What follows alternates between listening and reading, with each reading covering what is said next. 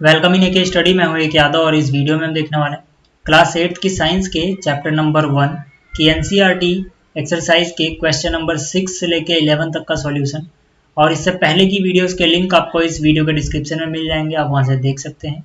और अगर आप मैथ्स की वीडियोस देखना चाहते हैं तो आप विजिट कर सकते हैं एके स्टडी 1024 पे। ये मैथ्स का चैनल है, यहाँ से आपको मैथ्स की वीडियोस मिल जाएंगी। तो शुरू करते हैं क्वेश्चन नंबर 6 से। इस क्वेश्चन में बोला गया व्हाट इज इरिगेशन। इरिगेशन क्या होता है। Describe to methods of irrigation which conserve water.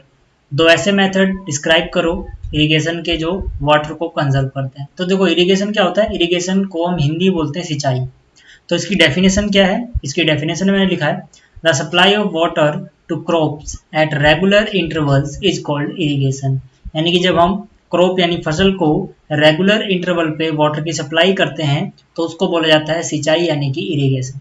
अब इसके बाद हमसे दो मेथड के बारे में पूछा गया था, तो मैंने यहाँ पर लिखा है two methods of irrigation which conserve water are sprinkler method and drip irrigation.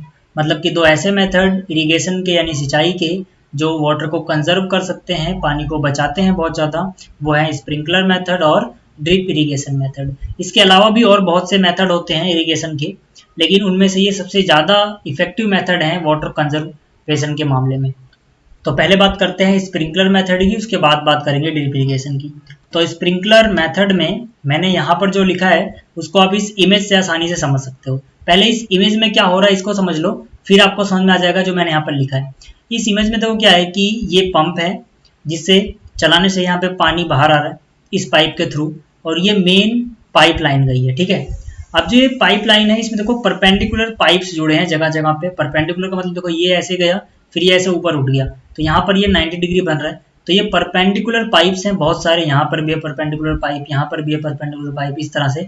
और इसके ऊपर ये नोजल लगी है वाटर की जो रोटेट कर सकती है, घूम सकती है। ठीक है, यहाँ से पानी का फव्वारा निकलता है। सबके पास ये परपेंडिकुलर पाइप्स हैं और यहाँ पर रोटेटिंग नोजल है, और ये परपेंडिकुलर पाइप एक मेन पाइप लाइन से जुड़े हुए हैं। ठीक है ना, ये मेन पाइप लाइन होगी। तो यहाँ से जब पानी जाता है तो इस रोटेटिंग नोजल से पानी की फुहार यानी पानी का फव्वारा टाइप का निकलता है जैसे कि बरसात हो रही हो, और इसी मेथड को हम बोलते हैं स्प्रिंकलर मेथड। तो जो मैंने आपको फिगर में समझाया इसी चीज को हम लिखेंगे कैसे इसकी बात करते हैं। तो हमें मैंने लिखा है in this method of irrigation perpendicular pipes with rotating nozzles on the top are joined to the main pipeline at regular interval. When water comes out from the rotating nozzles, it gets sprinkled on the crop as if it is raining. मतलब कि सिंचाई के इस method में perpendicular pipe जो होते हैं जिनके पास रोटेटिंग नोजल्स होता है टॉप पे, उनको ज्वाइन कर दिया जाता है मेन पाइपलाइन से रेगुलर इंटरवल पे, बराबर बराबर दूरी पे, जैसे एक यहाँ पर एक यहाँ पर एक यहाँ पर, रेगुलर इंटरवल पे हैं ये। और जब इनसे वाटर बाहर आता है तो ये फुहारे या फवारे के रूप में आता है जैसे कि बारिश हो रही हो। तो इस मेथड को हम क्या बोलते हैं, स्प्रिंकलर मेथड। तो उम्मीद आपको ये समझ में आ गया होगा। दूसरा जो मेथड है वाटर कंजर्वेशन के मामले में जो बहुत ही अच्छा है वो है ड्रिप इरिगेशन। मतलब ड्रिप इरिगेशन का मतलब हो गया पानी बूंद बूंद करके टपकता है जड़ों के पास में। ठीक है, तो यहाँ पे मैंने लिखा है in this system water falls drop by drop directly near the roots, that's why it is called drip irrigation. तो यहाँ पर क्या देखो पावर सप्लाई मतलब वाटर सप्लाई, पावर सप्लाई नहीं वाटर सप्लाई यहाँ पे आई, और जो पौधे की जड़ें हैं उनके पास ये पानी बूंद बूंद से टपकता है इस पाइप में से। ठीक है, इसीलिए इसको बोलते हैं ड्रिप इरिगेशन। तो इस मेथड में पानी बहुत ज़्यादा बचत होती है पानी की, क्योंकि इसमें ज़रा सा भी पानी वेस्ट नहीं होता, पानी सीधा जड़ों तक पहुँचता है। तो ये था ड्रिप इरिगेशन। ठीक, अब देखो जो क्वेश्चन नंबर 7 है इसमें हमसे बोला गया है if wheat is sown in the kharif season what would happen discuss. मतलब कि जो व्हीट है गेहूं है इसको अगर हम खरीफ सीजन में बोते हैं तो क्या होगा ये हमें डिस्कस करना है। अब हम जानते हैं कि जो व्हीट है ये खरीफ सीजन की क्रॉप नहीं होती है बल्कि ये राबी क्रॉप की सीजन होती है। तो इसको अगर उल्टे सीजन में बोएंगे, अपोजिट सीजन में बोएंगे, तो जाहिर सी बात है इसको वो कंडीशंस नहीं मिल पाएंगी जो इसको चाहिए, तो इसकी फसल डिस्ट्रॉय हो सकती है। तो इसके आंसर में मैंने लिखा है we know wheat is a rabi crop and it requires cold climate to grow. मतलब कि हम जानते हैं कि जो गेहूं की फसल होती है वो एक राबी क्रॉप है और इसको उगने के लिए कोल्ड क्लाइमेट की रिक्वायरमेंट होती है। So if it is sown in kharif season, तो अगर इसको हम खरीफ के सीजन में बोएंगे then complete crop would be destroyed due to unsuitable conditions। मतलब कि अगर इसको हम अपोजिट सीजन में बोल रहे हैं तो क्योंकि वहां पर कंडीशंस बिल्कुल अलग है, अनसूटेबल है, तो पूरी की पूरी फसल जो है वो डिस्ट्रॉय हो जाएगी। तो ये था क्वेश्चन नंबर 7। अब बात करते हैं क्वेश्चन नंबर 8 की। आप देखो जो क्वेश्चन नंबर 8 है इसमें हमसे बोला गया explain how soil gets affected by continuous plantation of crop in a field. मतलब कि यहाँ पर हमें ये एक्सप्लेन करना है कि अगर किसी फील्ड में हम लगातार कोई एक ही फसल उगाते रह रहे हैं या फिर कंटिन्यूअस प्लांटेशन करते रहते हैं तो वहाँ की जो सॉइल है, वहाँ की जो मिट्टी है, उस पर क्या अफेक्ट होगा। ठीक, तो इसके आंसर मैंने लिखा है we know soil provides nutrients to the crop, so continuous plantation of same crop in a field makes soil poorer in certain nutrients। मतलब कि हम जानते हैं कि जो फसल है उसको जो न्यूट्रिएंट मिलते हैं वो सॉइल से मिलते हैं। तो अगर लगातार हम कंटिन्यूअस प्लांटेशन करते रहेंगे सेम क्रॉप की तो इससे होगा क्या, वो क्रॉप उस सॉइल से न्यूट्रिएंट धीरे धीरे लेती रहेगी और जो सॉइल है वहां पर वो न्यूट्रिएंट कम होते रहेंगे। तो इसीलिए वहां की जो सॉइल होगी वो इनफर्टाइल हो जाएगी। तो इसके आगे मैं लिखा है so soil can become infertile after some time. इसको आप ऐसे भी समझ सकते हो कि जैसे मान लीजिए आपके घर में कोई खाने की चीज है और आप बार बार वही चीज खाते रहते हो, धीरे धीरे वो खत्म हो जाती है। तो इसी तरह से जो सॉइल है उसके पास जो न्यूट्रिएंट्स हैं, अगर हम बार बार एक ही तरह की फसल लगाते रहेंगे तो वो न्यूट्रिएंट्स धीरे धीरे खत्म हो जाएंगे। इस टॉपिक को मैंने डिटेल में कवर किया है जब मैंने वीडियो बनाई थी इस टॉपिक के ऊपर, तो उसका लिंक भी आपको इस वीडियो के डिस्क्रिप्शन में मिल जाएगा, वहां से आप देख लेना। फिलहाल अभी मैं ज़्यादा डिटेल में नहीं जा रहा। ठीक, तो था क्वेश्चन नंबर 8। अब बात करते हैं 9 की। तो जो क्वेश्चन नंबर 9 है इसमें बोला गया व्हाट आर वीड्स। वीड्स क्या होते हैं, how can we control them, और हम उनको किस तरह से कंट्रोल कर सकते हैं। तो इसके आंसर में मैंने लिखा है weeds are unwanted plants that grow along with the crop. मतलब जो वीड्स होते हैं ये अनवांटेड पौधे होते हैं, अनचाहे पौधे होते हैं जो फसल के साथ उगाते हैं। जैसे कि आपने गेहूं की फसल बोई और उसके साथ बहुत सारे दूसरे पौधे उगाए घास वगैरह के, तो उनको हम क्या बोलेंगे, उनको हम बोलेंगे वीड्स, और हिंदी में इनको बोला था खरपतवार। तो यहाँ पर पहला पार्ट तो ये था। दूसरे पार्ट में पूछा गया how can we control them, मतलब कि इनको हम किस तरह से कंट्रोल कर सकते हैं। तो यहाँ पर मैंने लिखा है we can control them by using weedicide and by removing them. मतलब मेनली दो तरीके हैं कि हम या तो वीडीसाइड का यूज करें या फिर उनको रिमूव कर दें। तो बाय यूजिंग वीडीसाइड का क्या मतलब है, यहाँ पे मैंने लिखा है weedicides are chemicals that can kill the weeds without killing the crop plant. मतलब कि जो वीडीसाइड होते हैं ये वो केमिकल्स होते हैं जो वीड्स को खत्म कर देते हैं, लेकिन ये क्रॉप के जो पौधे हैं उन पे कोई असर नहीं डालते। मतलब कि जो अनवांटेड पौधे हुए हैं वो तो मर जाएंगे, वो सूख जाएंगे, लेकिन जो फसल के पौधे हैं उनका कोई बुरा इफेक्ट नहीं होगा इन केमिकल्स का, ठीक है, उनके ऊपर। तो इनको बोलते हैं हम वीडीसाइड। तो वीडीसाइड का यूज करके भी हम कंट्रोल कर सकते हैं या कम कर सकते हैं।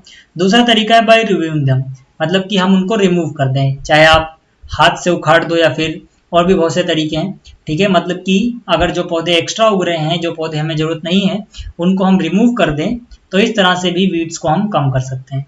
और the removal of weeds is called weeding, यानी कि जो रिमूव करते हैं हम वीड्स को, इस प्रोसेस को हम वीडिंग बोलते हैं। ठीक है, आपको ये भी याद रखना है, कभी कभी डेफिनेशन पूछ लेते हैं वीडिंग क्या होता है। तो ये था क्वेश्चन नंबर 9। अब बात करते हैं क्वेश्चन नंबर 10 की। क्वेश्चन नंबर जो 10 है इसमें बोला गया arrange the following boxes in proper order to make a flow chart of sugar cane crop production.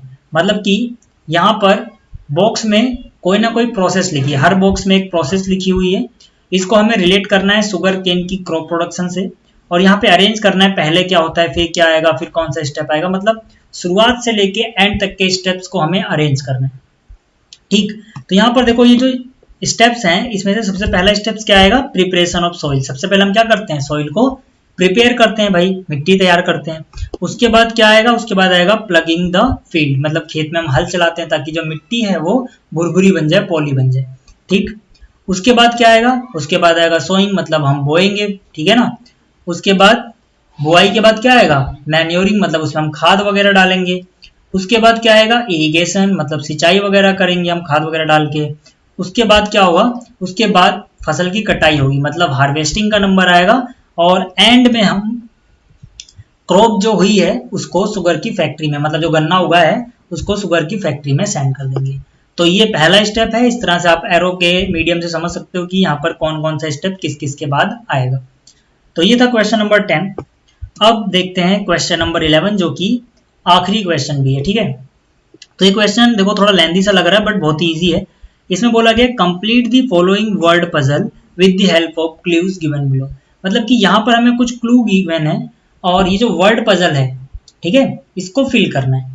तो यहाँ पर है डाउन और अक्रॉस। डाउन का मतलब ऐसे डाउनवर्ड ऊपर से नीचे की ओर, अक्रॉस का मतलब है लेफ्ट से राइट की ओर। तो पहले यहाँ पे डाउन वाले की बात करते हैं। डाउन में कौन कौन से पॉइंट है, पहला पॉइंट, दूसरा पॉइंट और पांचवा पॉइंट। तो पहले पॉइंट में बोला गया है providing water to the crops. मतलब हिंट जो हमें दिया गया उसमें है कि हम क्रॉप को पानी देते हैं। अब देखो क्रॉप को पानी देना मतलब सिंचाई करना, सिंचाई करने का मतलब इरिगेशन। तो यहाँ पर पहले पॉइंट में देखो एक यहाँ पर लिखा हुआ है 1, तो इसमें आई पहले से लिखा है, तो यहाँ से हमें समझ में आता है यहाँ पर इरिगेशन आएगा। और ये डाउनवर्ड है मतलब ऊपर से नीचे की ओर हमें इरिगेशन लिख देना है। तो यहाँ पर मैंने लिख दिया इरिगेशन, ठीक है। आई तो यहाँ पहले से लिखा होता, बाकी के लेटर्स मैंने यहाँ पर लिख दिए। तो ये पहला हो गया। दूसरे पॉइंट में बोला गया keeping crops grain for a long time under proper condition. मतलब कि जो क्रॉप के ग्रेन है, जो फसल की पैदावार हुई उससे जो हमें फसल के दाने मिले, उनको एक अच्छी सी कंडीशन में, प्रॉपर कंडीशन में लॉन्ग टाइम के लिए स्टोर करना। तो इसको हम क्या बोलते हैं, देखो यहाँ पर है पॉइंट 2, यहाँ पे 2 लिखा हुआ है, तो 2 ढूंढो कहाँ पर है, 2 यहाँ पर लिखा हुआ है, ये एस से शुरू हो रहा है, तो यहाँ पर क्या आएगा, यहाँ पर आएगा स्टोरेज। भाई जाहिर सी बात है, जो फसल उगी है उसको आप स्टोर कर रहे हो किसी अच्छी जगह पे, तो इसको हम स्टोरेज बोलेंगे। तो सेकंड भी हो गया। अब अगर मैं बात करूँ थर्ड की, 5 को भी छोड़ देते हैं, हम नंबर से चलेंगे, ठीक है ना। तो 5 नहीं कर रहा मैं, सीधा थर्ड पे आते हैं, पहले 2 के बाद। थर्ड में बोला गया है a machine used for cutting the matured crop. मतलब एक ऐसी मशीन जो फसल की कटाई के काम आती है, ठीक है। थर्ड पे है, तो 3 ढूंढो कहाँ लिखा हुआ है, 3 यहाँ पर है एच से। तो इसको हम, इस मशीन को क्या बोलते हैं, इसको हम बोलते हैं हार्वेस्टर। हार्वेस्टर एक ऐसी मशीन होती है जिससे हम हार्वेस्टिंग करते हैं। देखो हार्वेस्टर और हार्वेस्टिंग में डिफरेंस है, ठीक है। हार्वेस्टर का मतलब है वो मशीन जो कटाई करती है, हार्वेस्टिंग का मतलब है कटाई की प्रोसेस, ठीक। तो यहाँ पर मशीन के बारे में पूछा गया था तो हम हार्वेस्टर लिखेंगे, ना कि हार्वेस्टिंग। तो ये तीसरा हो गया। अब अगर मैं बात करूँ चौथे की, चौथे में बोला गया a rabi crop that is also one of the pulses. मतलब एक राबी क्रॉप का एग्जाम्पल जो एक पल्स भी यानी दाल भी होती है। तो ग्राम यानी चना, तो चौथे पे देखो जी पहले से लिखा हुआ है, तो जो ग्राम यानी कि जो चने की फसल होती है वो एक राबी क्रॉप है, और चने की दाल भी होती है, आप जानते हैं। तो ये चौथा हो गया। पांचवें पे आते हैं। पांचवें में बोला गया है certain plants of the same kind grown on a large scale. मतलब एक ही तरह के पौधे बहुत सारे जब हम उगाते हैं तो उनको क्या बोलते हैं, ये तो बहुत ही सिंपल सी बात है, क्रॉप बोलते हैं।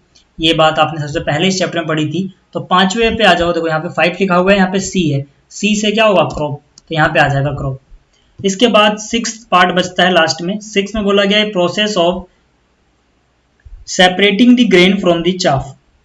मतलब कि जो फसल उगी है उसके दानों को बाकी डंठल वगैरह से, भूसे वगैरह से अलग करने को क्या बोलते हैं, तो इसको हम क्या बोलते हैं, इसको हम बोलते हैं विनोइंग। विनोइंग का मतलब होता है फसल का जो दाने हैं उनको आप अलग कर रहे हो बाकी चीजों से, ठीक है। तो ये सारे क्वेश्चन उम्मीद आपको समझ में आ गए होंगे जो मैंने इस वीडियो में समझाए। जल्दी मिलते हैं अगली वीडियो में। Thanks for watching.